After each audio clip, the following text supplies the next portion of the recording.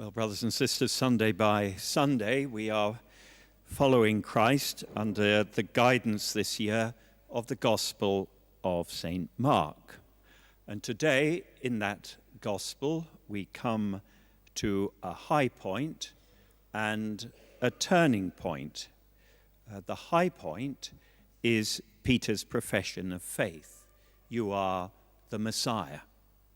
The turning point is Jesus revealing that he's a Messiah who will have to suffer. And Peter gets it right, very right, and then he gets it wrong, very wrong. Now this can help us, I think. It can help us amid the church's current difficulties. Today's gospel, and the letter of St. James as well, is about faith and the deepening of faith.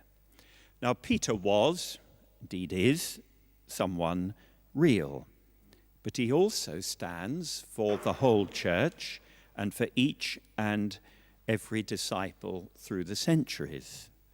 Peter is Peter, but Peter is also us, and his faith is our faith, and his lack of understanding is also ours.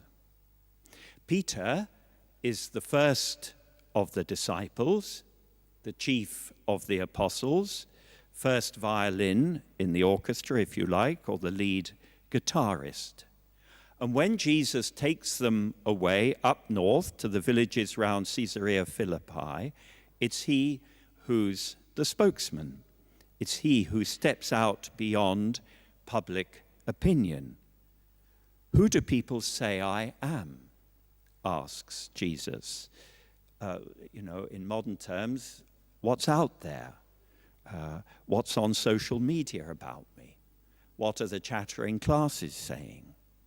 Well, you're John the Baptist, they reply, or Elijah maybe, or another prophet. And this remains, still today for many, the common view, the default position. It's what Islam says, for example. It's what in a different way, Hinduism might say. It's in a different way, again, what thoughtful non-believers might say. Jesus was a man with a message, a good man, perhaps a revolutionary who just fell foul of the establishment. But you, he asks, who do you say that I am?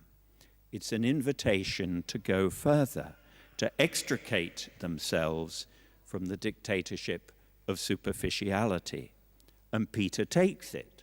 Peter leads. You are the Christ. In Matthew's Gospel, you are the Christ, the Son of the living God. And Peter is the church. Peter is us, century after century.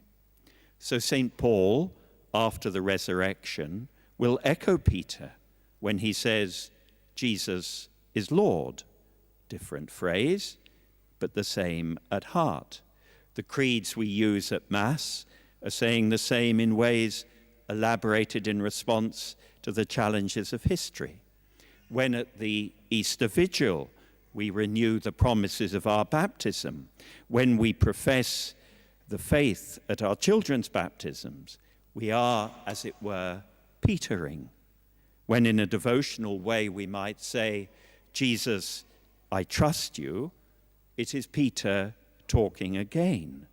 Faith is setting ourselves and our lives on the rock of Christ and not on the shifting sands of human opinion or ourselves. But then something unexpected happens, and he began to teach them that the Son of Man was destined to suffer grievously, to be rejected by the chief priests and so forth, and to be put to death, and after 3 days to rise again. Now this completely wrong foots poor Peter. He has made one great step beyond the newspapers, as it were, But now he is expected to make another, to accept a suffering Messiah. And it's too much. It's not in the script, or he hadn't, as it were, he didn't have that app on his machine. So Peter takes Jesus aside off the road and starts to remonstrate with him. This can never happen to you, he says in the Gospel of Matthew. And Jesus, brutally really, lets him have it.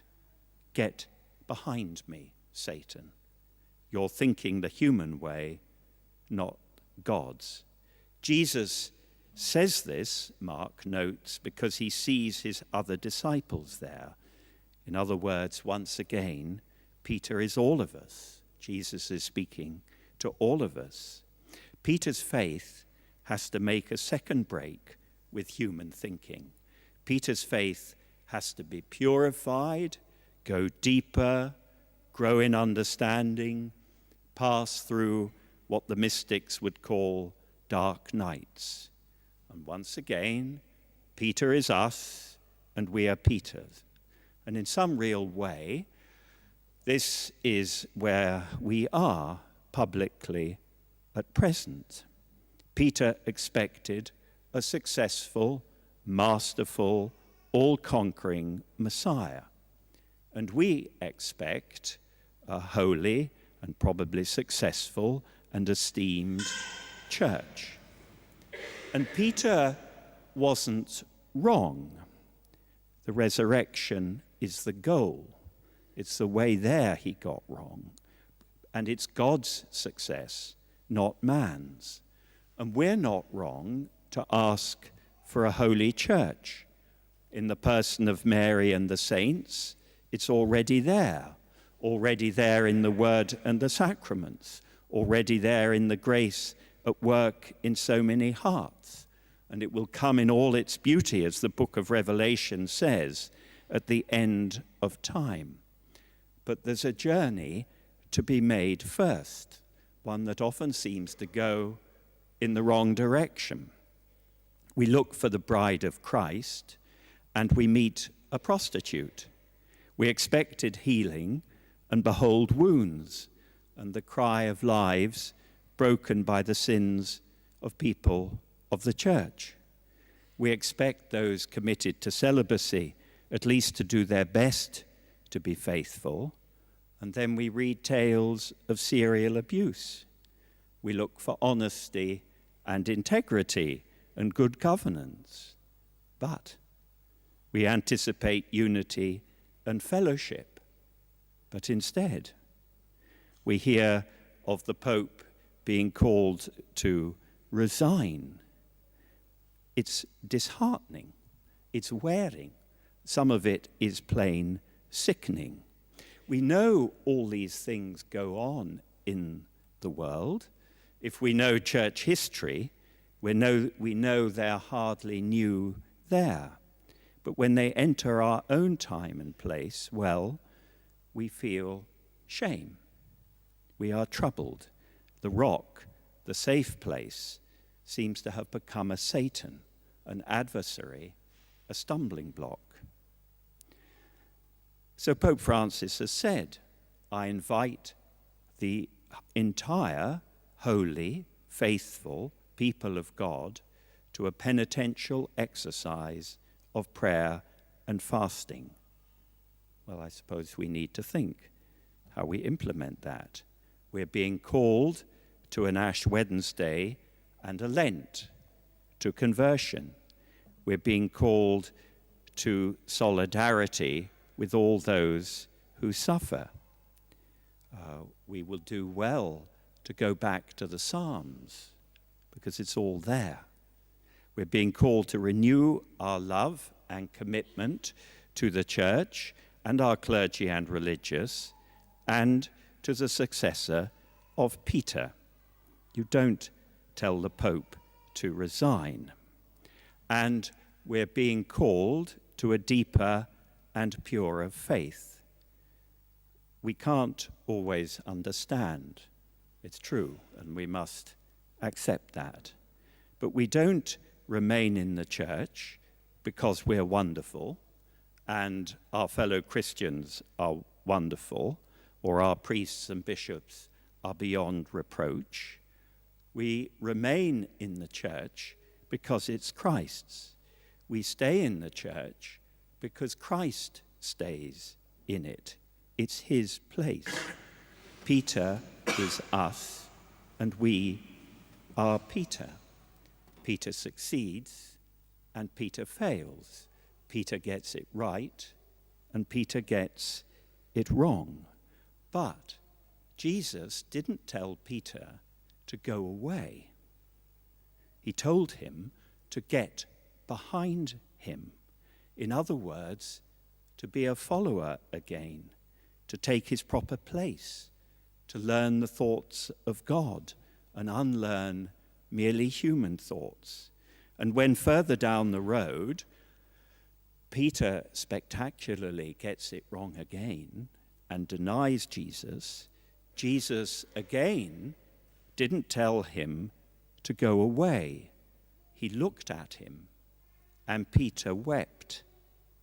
And when Jesus rose from the dead, he appeared to him, Paul tells us, first and alone, and is completely shrouded in mystery what happened between them. And when they breakfasted beside the lake, Jesus simply asked 3 times, "Do you love me?" And Peter replied, "Lord, you know everything. You know everything." In today's gospel, Peter thought he knew everything. But no, now he knows it is Jesus who knows everything. And he replies, "Lord, you know everything. You know that I love you." Peter is a purified man, and we are Peter, and Peter is us. And Christ and Peter cannot be prized apart. They are bound to each other forever. So we can go on. We can Peter on, let's say, together in Christ, with Peter and under Peter.